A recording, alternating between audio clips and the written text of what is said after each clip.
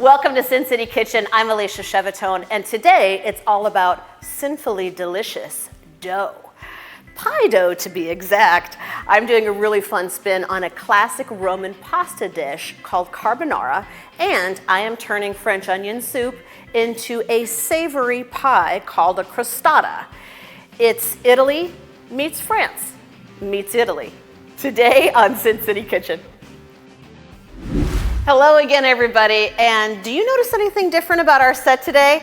I am on location at Pro Kitchen and Bath, which is a design studio for kitchen and bath right here in Sin City, and they have been so generous to let me crash their design studio today to film the next and greatest episode of Sin City Kitchen. We've got an exciting show for you today. It's all about sinfully delicious pie dough, and I'm actually mixing two parts of my heritage. I am Italian on my mom's side, French on my dad's side, and I love to create recipes that combine those two great parts of my life. So today I'm going to make carbonara rolls, which you're probably thinking, okay, carbonara I'm familiar with. It's an Italian pasta, hails from Rome. It features guanciale, which is actually pig jowl, raw egg that combines in a sauce to make a velvety, yummy, delicious experience on the tongue. And it also features either pecorino romano, which is a sheep's milk cheese, a hard cheese, or Parmesan, which is a cow's milk cheese. In my family, we use Parmesan. I'm actually going to use pie dough to turn that into an appetizer. So we are going to roll those carbonara flavors right into a nice hors d'oeuvre using pie dough. And let me tell you a little something. This is refrigerated pie dough. There's no shame in that. Listen, if you like to make your own pie dough, I know how to do it, of course. Pie dough is simply a matter of butter or shortening, a little bit of ice water, flour, and some salt. If you have a sweet dough, then you would of course put sugar. We're making two savory preparations today, so no sugar in our dough. But what I went ahead and did was, just for simplicity's sake and for convenience, I have rolled refrigerated dough here. Make sure that if you do decide to purchase dough from the grocery store, that you're not getting the one that's preformed, frozen in the aluminum tin. You want the ones to be rolled like this and refrigerated, so that all you have to do is simply unroll your dough like this to have a perfect circle, and then we work on our carbonara rolls from there.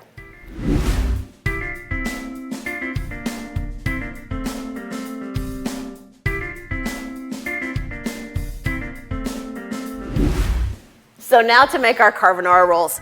First I want to talk to you about pancetta. So traditional carbonara usually is with guanciale, but guanciale is not as easy to find. Actually, in my family, when we made carbonara, we used to just use bacon, which is fantastic, by the way. But I happen to like using pancetta. And the reason why I like to use pancetta is because you can purchase it pre-diced, cut up in little tiny pieces just like this, raw. It's a cured meat, but I like to roast my pancetta 400 degrees, toss it in a little bit of olive oil, and roast it for about a half an hour. Then what happens is you get a nice, rich pancetta like this with super concentrated porkitude, and all of the fat is rendered out, which is really nice. So that means you're not going to get a greasy product in the end.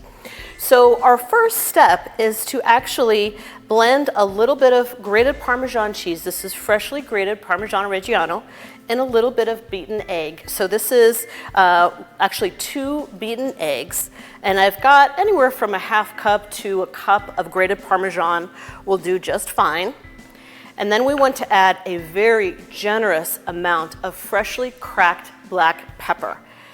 This is going to give it a really, really nice bite, and I'm actually just going to put that all in there.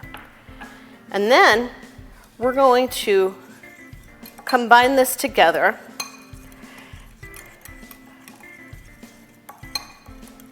And this becomes the base for the appetizer.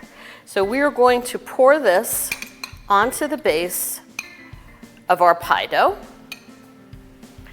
And using an offset spatula, just like this, we're going to spread out this filling, leaving a border of about an inch or so that we can roll them up. And I'm going to tell you something really interesting about the reason why I picked this particular style for this appetizer. What we're going to be doing is actually cutting this pie dough into 8 pieces, just like you would a pizza.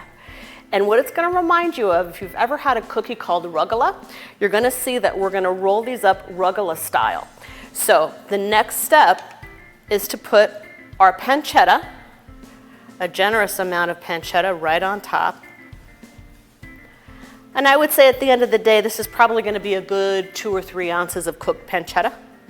And if you'll notice too, this is a little bit of a smaller dice than this is. I like to dice it a little bit finer, almost the consistency of bacon bits.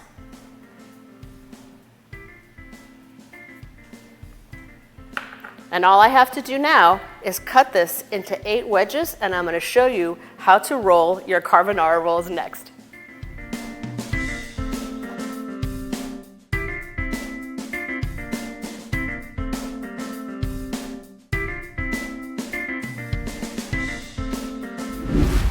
So now the last step actually is to roll our carbonara roll. And like I mentioned to you, we've cut these into 8 equal pieces. And all you have to do is to simply take each wedge, and you're going to roll them from the wide side to the narrow side. It's very important. One time I actually forgot and I started rolling these things the other way. It doesn't work. They don't look very pretty. So you have to start with the wide side and very gently just roll them. And then we're going to put them on a baking sheet that's lined with parchment paper. And I'm going to go ahead and roll the rest of these carbonara rolls.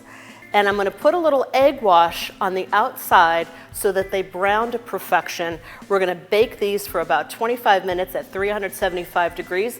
Come on back and I'll show you what they look like when they're all plated up.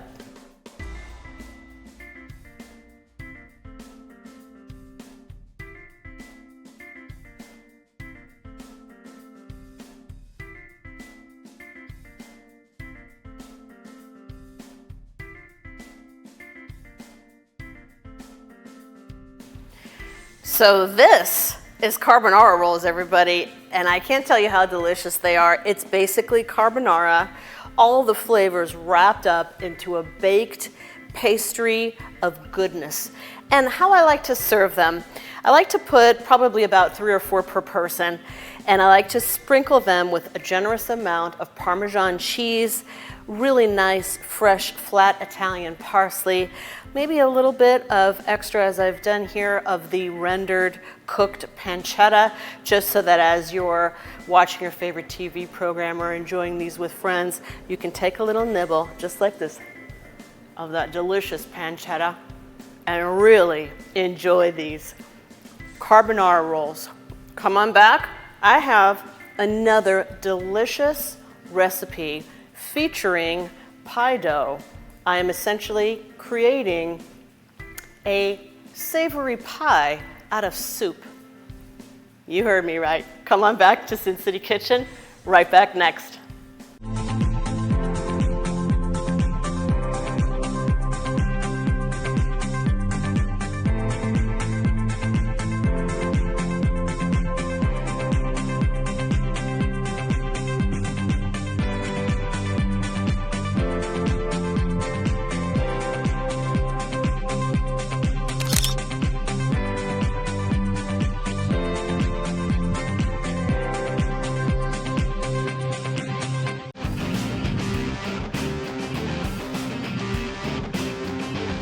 Welcome back to Pro Kitchen and Bath, everybody. I'm loving it being in the studio, by the way. My next pie dough recipe is a French onion crostata, and it's actually going to take center stage as a side dish in my next cookbook called Food with Spirit that's coming out in the fall of 2023. I am so excited about this cookbook. It's 50 alcohol-infused recipes, and this is one of my favorites. Again, we're back with our refrigerated pie dough that's store-bought. Feel free to make your own pie dough if you'd like. What I'm essentially doing with this is giving a nod to French onion soup. So these are the flavors that are integral, critical, amazing for French onion soup, but without the broth, because who needs broth? It's just like water. So instead, I would rather have pie dough baked instead of broth. I don't know, it just makes sense to me. So the first thing we're gonna do is combine onion jam. Now, if you want to caramelize your onions and spend a good hour and 20 minutes really cooking your onions down, use a bay leaf, cook them low and slow. They get really nice and golden just like this. Or you can do what I did and take a shortcut. This is bacon jam, and it actually just comes in a jar. Gourmet food stores have them. You can buy them online. And I just do this all the time because it saves me a ton of time. I'm going to combine onion jam with a little bit of brandy, just again as a nod to French onion soup. I'm going to combine these two, give it a little stir. And a crostata is essentially an open-faced pie. I actually have a crostata, strawberry crostata, that has lemon zest in my first cookbook, Italian Cookbook for Two. People love them because they're so easy.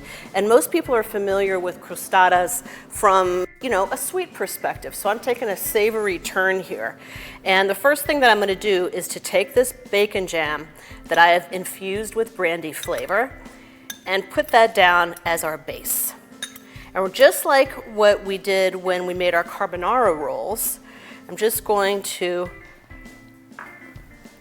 give this a nice spread using an offset spatula. You can use a regular spatula or even the back of a spoon works nicely for this. Oh my gosh, you have no idea how good this smells. It's not just the brandy. The onions smell great. And then I'm going to sprinkle the onions with some fresh thyme leaves. So thyme leaves, obviously, they come in just like this, little sprigs. And what you want to do, is gently pick off the little leaves from the sprig. So I've done that in advance here. And I'm going to sprinkle the top with these beautiful thyme leaves. They're so fragrant and they're fresh and they give an abundance of flavor. I'd say probably about a teaspoon's worth. And then the star of the show. Favorite part of French onion soup is that big crostino, a big piece of bread that's on top that they bake with a little bit of Gruyere cheese that's all melty. So what I'm essentially doing is taking that big piece of bread, and we're using the pie dough for that, but the cheese is going to be the main attraction. And this is Gruyere cheese. Gruyere is a form of Swiss, and buy it off the block. So everybody says this all the time in cooking shows, but it really does matter. When you buy, and by the way, it is very hard to find pre-grated Gruyere anyway, so you kind of don't really have a choice. But when you buy pre-grated cheese, they add anti-caking agents, and it just changes the flavor, it changes the texture, it changes how it melts. So you're gonna buy essentially probably 3-4 ounces of Gruyere cheese and grate it just like this, and that's gonna be our top layer. And to form the crostata, all you have to do is flip up the edges. So this is an open-faced savory pie, essentially, and it's very rustic, right? This is what we call things when we're not pastry chefs and making things very, very pretty. We say it's rustic, and we get away with it. So I kind of turned it into a hexagon. I fold up 6 pieces, or 5. Sometimes it's a pentagon. That's looking more like a pentagon this time. And just make sure that everything is captured inside. And then we're going to give this a nice, generous spread of egg wash. And what the egg wash does when it bakes in the oven is it makes it a nice golden brown. We did an egg wash on the carbonara rolls as well, and it really helps. And also, it's really good flavor too. And the last thing that we do to really, really make it extra delicious is I put a little bit of finishing salt. Finishing salt or flaky salt, it's not fine salt, table salt like you would get in a salt shaker. And it's not quite kosher salt either. Finishing salt is Nice and beautiful, great texture, and it's actually gonna give a little bit of crunch on the outside of this crust. So we're gonna bake this at 400 degrees, 20 to 25 minutes. You decide how brown you like it. I like mine pretty brown, so mine usually go about 23, 24 minutes. And when we come back, I'm gonna show you what this looks like when it's all golden brown and delicious, and you're not gonna wanna wait to get one of these in the oven. Come.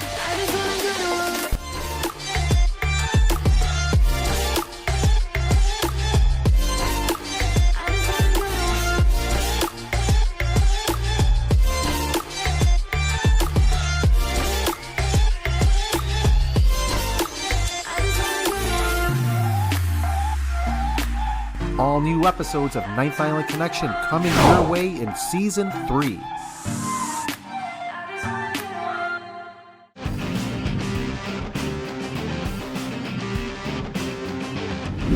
So my French onion crostata has come out of the oven, and we let it rest on a cooling rack. You really need to let this cool. I know you're gonna be tempted and you're gonna wanna tear into this thing right away, but trust me, you're not gonna lose anything by giving it a little bit of time to come back and congeal just a little bit, I promise you. Give it 15 minutes. We're at about 12 minutes now, so I'm gonna give it another 3, then I'm gonna slice this baby open and serve it. Come on back.